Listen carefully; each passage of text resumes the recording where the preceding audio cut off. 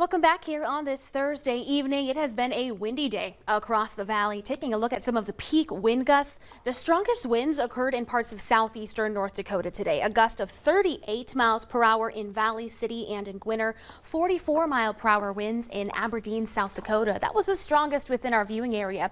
But the location of the strongest winds were closer to the center of the low pressure system that has been sliding through, and that's where we're still seeing some of the strongest gusts across southeastern North Dakota and the southern Red River Valley, gusts into that 20-mile-per-hour range. Right now here in Fargo, 52 degrees. We're seeing increasing clouds.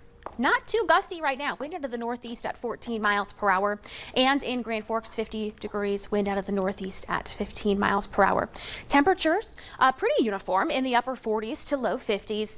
Roseau, the cool spot, now down to 41 degrees. Let's take a look at the big picture here.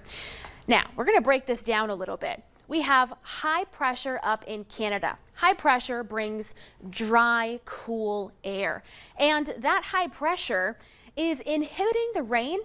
It's been pretty stuck in the far southern valley, struggling to lift northward because of the dry air from the high pressure. Now, the low pressure, it's a pretty strong one for this time of year, bringing areas of heavy rain. We've had some thunderstorms today, tornadoes in Nebraska, snow out in western Nebraska and parts of the Rockies. So now these two systems are starting to collide. Why is it so windy today? That's another system or another factor from these two systems. Wind in general blows from high pressure to low pressure. That's why we've seen our wind out of the northeast today. These systems are also relatively close in distance. So the closer they are, the high and the low, that means the wind is going to be faster. And we have a pretty strong high, a pretty strong low. The stronger the pressure differences, the stronger the winds have been. That's why in parts of South Dakota, we have seen gusts 40 to 50 miles per hour. Now looking at the rain. Again, high pressure to the north, keeping us clearer and drier.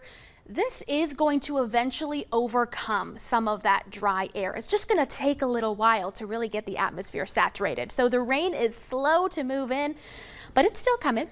Here we go. Let's look at your hour-by-hour forecast. Gusty winds are going to continue for the rest of tonight.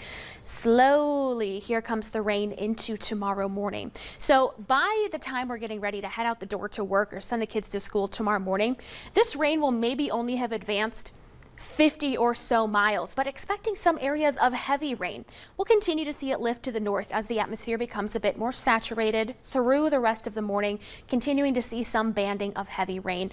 But it's only going to make it so far to the north because we're still battling that dry high pressure to the north. Eventually, the whole low is going to slide off to the east, bringing us clearer conditions by Friday night. As for the rainfall potential, a very sharp cutoff right near the FM area, Detroit Lakes. I expect Fargo to see between a tenth and a quarter of an inch between the north and south parts of town. It's still going to be windy tomorrow as well. Gusts around that 30-mile-per-hour range. All right, looking at temperatures for tomorrow, a little bit warmer to the north, cooler to the south. Let's take a look at your Proseed farming forecast. Pretty comfortable through the weekend. Still expecting some high temperatures in the low 60s into next week. Looking good. This time of year, anytime you can go without any big drops in temperatures or any snow, we'll take it. Yeah, no snow. Ugh, that'll stay out west. Said it. Still ahead, we'll take you inside one of the most unique local properties now up for sale and meet the man who's been transforming it into a home.